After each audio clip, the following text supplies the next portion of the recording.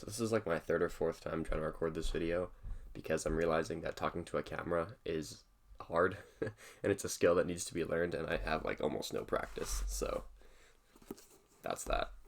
Anyways, recently I read this book called King, Warrior, Magician, Lover by Robert Moore and Douglas Gillette. Both of these figures are American Jungian psychologists, and Gillette is a mythologist and a founder of the Institute for World Spirituality, and Moore is more of a professor in academia for psychology and religion. So they're kind of putting their brains together from their two different training perspectives, and they're writing the book basically to show how four specific fundamental archetypes embedded in the male psyche can help us to analyze our own behavior and our journey towards maturation or integration of the personality. So yeah, I just wanted to start with an sort of a background to Jungian psychology. I realize that not everyone may be familiar with the field that they're working in. So you probably have heard the name Carl Jung before. He's the guy that worked with Sigmund Freud for quite a few years before they sort of had a falling out. Jung founded Jungian psychology, also known as analytical psychology, and the goal is to integrate your conscious mind with the unconscious mind. So to do this, you should use your conscious mind to penetrate into the darkness of your unconscious mind to help discover your true self, and then to reconcile these feelings with your beliefs, behavior, worldview, things like that. So Jung had a different conception of the psyche than Freud did. Freud's scheme is a lot more popular, right? The ego, superego, id system. But according to Jung, there's also three parts, but they are different. So the first part of the psyche is the ego, which is basically just synonymous with the conscious mind. It's sort of where you feel like you are. It's where you have thoughts, ideas, feelings. And then the next part of the psyche, according to Jung, is the unconscious mind. And this is where, this is the part of your mind that you aren't aware of. And it's sort of the source of your ideas and emotions, as well as like forgotten or repressed memories. And the last part of the psyche is what Jung calls the collective unconscious. And this is shared among all humankind. And what exists here is something he calls ancestral memories, which are, he thinks, generated by evolution. And these ancestral memories are also called archetypes. And he makes sort of a connection between instincts in other animals and archetypes in humans. So basically, archetypes are pre-configured structures of conscious existence, conscious experience rather, and they can be more or less present in certain individuals.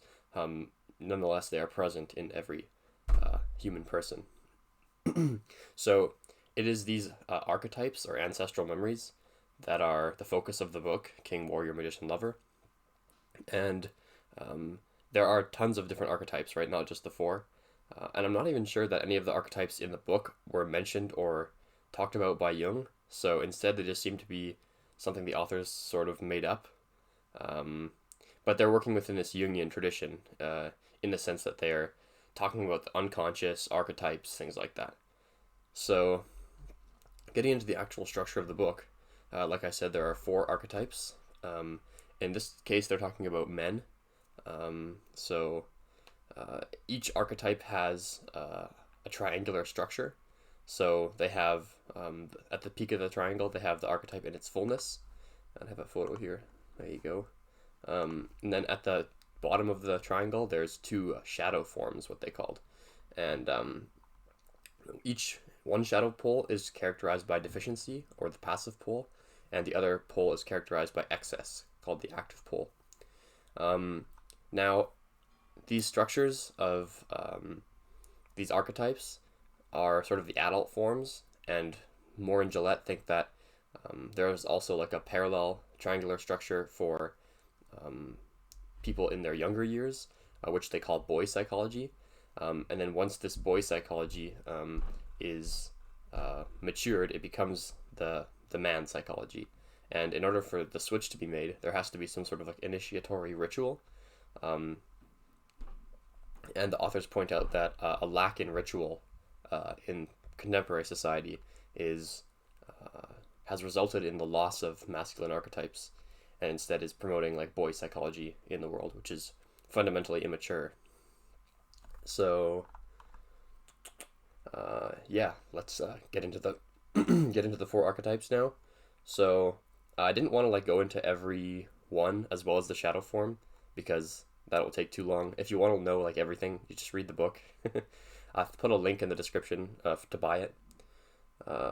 So the first archetype, which the authors think are most primal, is the King Archetype, and it represents the primordial father. And the purpose of the King Archetype or King energy is twofold. The first is to creatively order people and things around themselves in order to achieve flourishing, as well as to promote fertility and blessing. So the authors draw connections between these principles of the king, as well as the actual functioning of historical kings, right? So creative ordering, that's synonymous with like lawmaking. The fertility aspect is connected to crop yields, and the king's blessing is like a sort of like a healing function. So overall, the king energy brings like a calm, centered confidence. And the shadow forms of the king are the tyrant and the weakling. So, excuse me. An interesting side note here is that the authors say that a lot of poor leadership nowadays is due to the presence of boy psychology, not man psychology. And like I said before, because of the lack of initiatory ritual. And this could be true. However, it also could be true that modern bureaucracies and diplomatic systems have become too complex and incomprehensible, right? Like if you make a decision, the butterfly effect might apply, and you have really no idea how that decision might affect, say, the economy or all sorts of other things in social system. So leaders are somewhat doomed nowadays from the start, since our brains, which are sort of evolved to the like the Stone Age, they're not, and for small tribes, they're not really adapted to make decisions for like highly complex, like multi-million-dollar nations or multi-million-dollar corporations, things like that.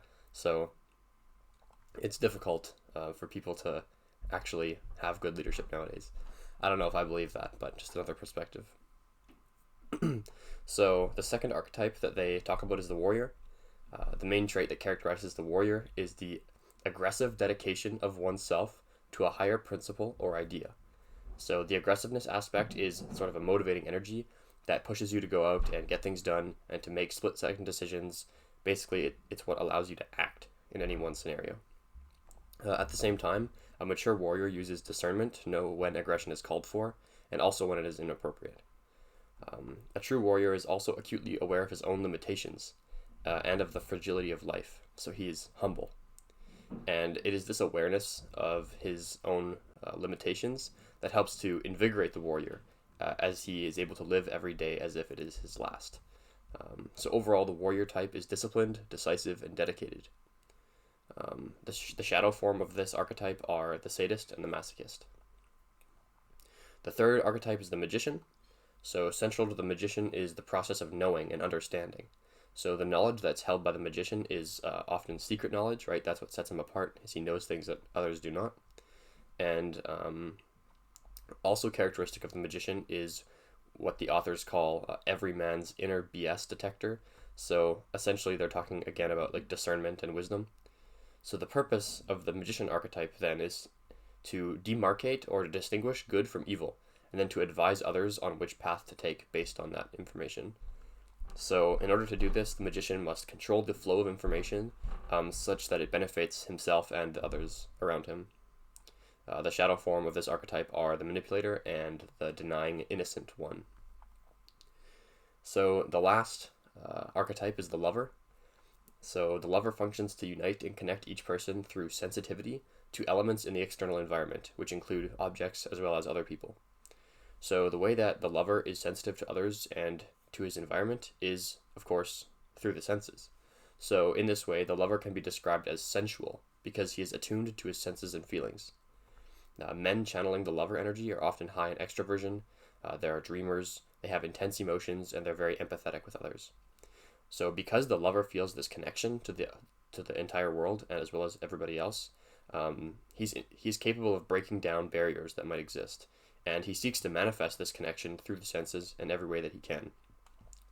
Of course, the mature lover does not act on all of his impulses, Rather, he finds a productive way to engage with others and the world that is not self-destructive or in excess.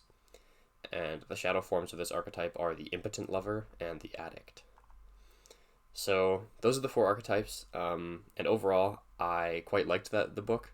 The framework that the authors are presenting, I feel like maps pretty well onto my experiences of my own psyche, as well as, observing the behavior of others.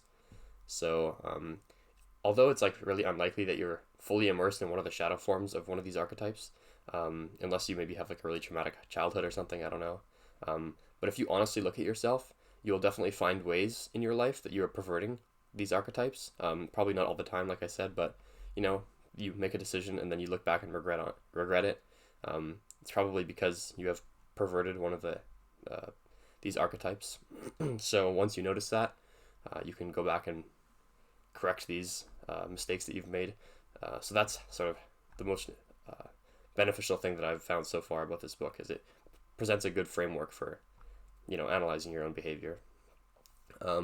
I wanted to mention one last thing before I close, and that it's that as you read the book, you might be tempted to start identifying your ego with one of the 4 types, right? And the authors mentioned this, but I don't know if they put a strong enough emphasis on it. These are not 4 personality types. They're 4 archetypes, and you have all 4 archetypes inside you. So even though one might like exhibit itself more prominently, true maturation or integration comes when you balance all 4 energies, right? Not just like, oh, I feel like I'm a warrior, and you focus on manifesting warrior energy only, right? So you should seek to manifest all 4, not just one. So try not to identify just with one type. Yeah, that's it. So King, Warrior, Magician, Lover. Again, I think I'll put a link in the description for you to pick it up. And yeah, I hope you enjoy it.